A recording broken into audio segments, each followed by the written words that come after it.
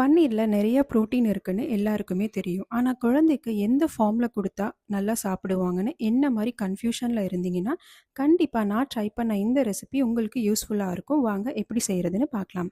First அதுக்கு ஒரு பேன்ல கொஞ்சமா ஆயில் சேர்த்துட்டு, அதில 1/2 ஸ்பூன் வேர்க்கடலை, 1/4 டீஸ்பூன் சீரகம், 1/4 டீஸ்பூன் எள்ளு, காரத்துக்கு 4 மிளகு சேர்த்துக்கோங்க. இப்ப அத நல்லா வறுத்து எடுத்துக்கோங்க. இப்போ ஒரு குட்டி சைஸ்க்கு வெங்காயம், 1 தக்காளி, 3 பல் பூண்டு சேர்த்து அதுவும் நல்லா வதக்கி எடுத்துக்கோங்க. இப்ப 5லேருந்து 6 பன்னீர் கியூப சேர்த்துட்டு, கொஞ்சமா கொத்தமல்லி, 1/4 டீஸ்பூன் உப்பு சேர்த்துட்டு, நல்லா பன்னீர இந்த மாரி சாஃப்ட்டா வர வரைக்கும் வதக்கி எடுத்துக்கோங்க. இப்ப ஒரு மிக்ஸி ஜாருக்கு மாத்திட்டு, இது போல நைஸா அரைச்சு எடுத்தீங்கன்னா, அவ்ளோதாங்க சூப்பரான பன்னீர் சட்னி ரெடி. இத நீங்க தோசை, இட்லி, சப்பாத்தி, ரைஸோடலாம் குடுத்தீங்கன்னா, கண்டிப்பா அவங்க பன்னீர ஸ்கிப் பண்ணாம சாப்பிடுவாங்க. இத நான் ட்ரை பண்ணிட்டு தான் உங்ககிட்ட ஷேர் பண்றேன். நீங்களும் ட்ரை பண்ணி பாருங்க.